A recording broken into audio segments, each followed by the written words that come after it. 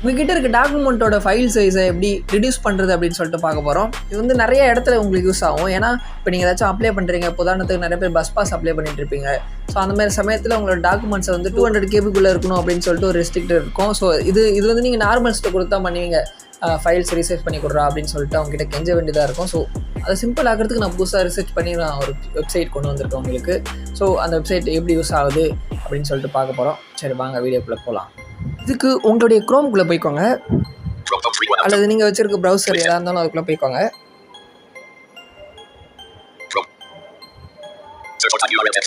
இங்கே சர்ச் பாக்ஸில் 11 zone அப்படின்னு சொல்லி டைப் பண்ணுங்கள்.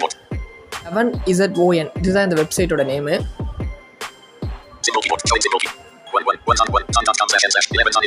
இங்கே onezon.com அப்படின்னு சொல்லிட்டு ஒரு வெப்சைட் வருது பாருங்கள். இதை கிளிக் பண்ணி உள்ளே போய்க்கோங்க. இதுதான் அந்த வெப்சைட்டு. நீங்கள் வந்து அவங்களுடைய வெப்சைட்டோட நேம் போட்டிருக்காங்க.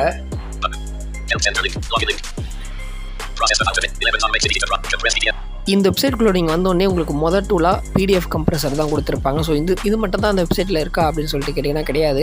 இதில் எக்கச்சக்கமான டூல் இருக்குது. கிட்டத்தட்ட 25க்கு மேலே டூல் இருக்குது.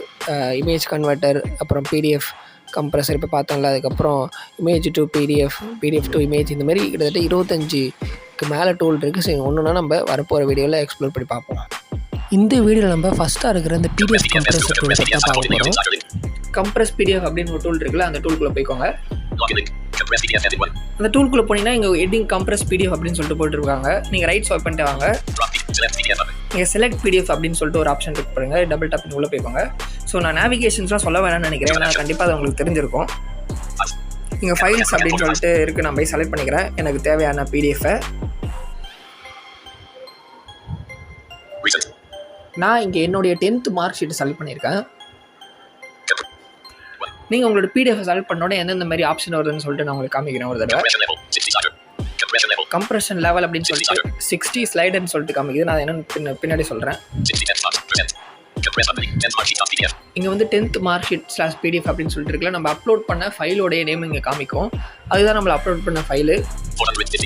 இங்கே வந்து அதோடைய கேபியும் காமிச்சிரும். அதாவது நீங்கள் உங்களுடைய ஒரிஜினல் டாக்குமெண்ட்டோட கேபி வந்து இங்கே காமிக்கும். கேபி இல்லை MP அதோடைய சைஸை இங்கே காமிக்கும்.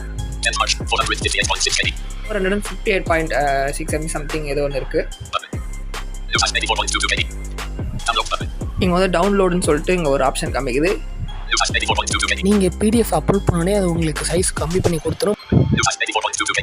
அதாவது 84 MBக்கு உங்களுக்கு வந்து கன்வெர்ட் பண்ணி கொடுத்துருச்சு, கம்ப்ரஸ் பண்ணி கொடுத்துருச்சு.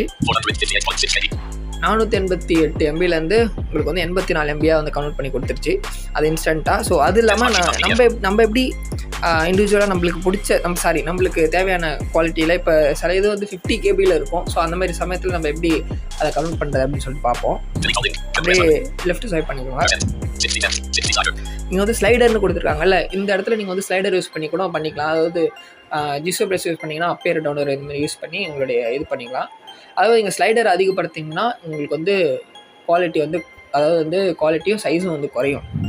ஓகேங்களா? நம்ம வந்து என்னுடைய இது என்னென்னா 60 அல்லது 50 இதுக்குள்ளே வச்சுக்கோங்க. அதுதான் வந்து பெஸ்ட்டான ஒரு இது. அதுக்கப்புறம் ரொம்ப கம்ப்ரெஸ் பண்ணால் குவாலிட்டி கம்மியாயிரும். ஸோ இதில் வந்து எப்படின்னா, ஒரு இமேஜ் இருக்குன்னா அதில் இருக்க இமேஜ் வந்து டெக்ஸ்ட்டு இல்லாத இடத்த மட்டும் குவாலிட்டி கம்மி பண்ணி உங்களுக்கு அந்த மாதிரி வந்து பண்ணுறதுனால இது வந்து எப்படி சொல்கிறது, உங்களுக்கு வந்து கிளியராகவே இருக்கும் நீங்கள் என்ன தான் குவாலிட்டி கம்மி பண்ணாலும். பட் இருந்தாலும் ஒரு சஜஷன் என்னென்னா 50 to 60 இது வரைக்கும் நீங்கள் வந்து வச்சுக்கோங்க.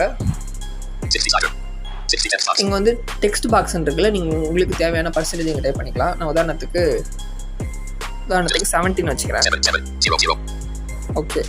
ஓகே கோன்னு கொடுத்துட்டீங்கன்னா உங்களுக்கு வந்து ஸ்லைடர் வந்து ஆட்டோமேட்டிக்காக மாறிடும். இங்கே அதுக்கப்புறம் கம்ப்ரஸ் அப்படின்னு சொல்லிட்டு ஒரு பட்டன் இருக்கும் பாருங்கள், இதை டச் பண்ணிக்கோங்க. உங்களுக்கு இன்ஸ்டண்ட்டாக இங்கே வந்து கம்ப்ரஸ் ஆகிடுச்சு பாருங்கள். நம்ம இப்போ 70% கொடுத்தோன்னே 72 KBக்கு வந்து அது வந்து கம்மி பண்ணி கொடுத்துருச்சு. இங்கே வந்து நீங்கள் டெலிட் பண்ணிவிட்டு புதுசாக கூட ஃபைலை வந்து கன்வெர்ட் பண்ணிக்கலாம்.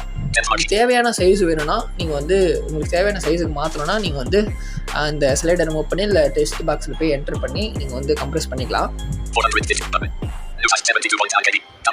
அதுக்கு பக்கத்தில் டவுன்லோடு அப்படின்னு சொல்லிட்டு ஒரு ஆப்ஷன் இருக்கு பாருங்கள், இதை கிளிக் பண்ணிங்கன்னா உங்களுக்கு டவுன்லோட் ஆயிரும்.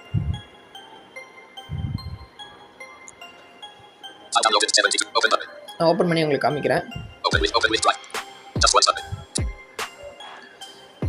ஸோ இதில் வந்து உங்களுக்கு குவாலிட்டி வந்து குறையாது. நான் முன்னாடி சொன்ன மாதிரி தான், உங்களுக்கு பிளாங்க் பேஜாக இருக்கிறதுலாம் அது லோ குவாலிட்டியில் மாற்றிட்டு உங்களுக்கு டெக்ஸ்ட் இருக்கிற ஏரியா மட்டும் உங்களுக்கு வந்து அது கரெக்டாக வந்து ஏஐ வச்சு கம்ப்ரெஸ் பண்ணி உங்களுக்கு காமிக்கும். ஸோ நான் நிறைய வெப்சைட் தேடினதில், வெப்சைட் ஆப் நிறையா தேடினதில் இதுதான் எனக்கு வந்து பெஸ்ட்டாக தோணுச்சு. ஸோ அதனால தான் உங்களுக்கு ஷேர் பண்ணேன். ஸோ இந்த வீடியோ உங்களுக்கு பிடிச்சிருக்குன்னு நினைக்கிறேன்.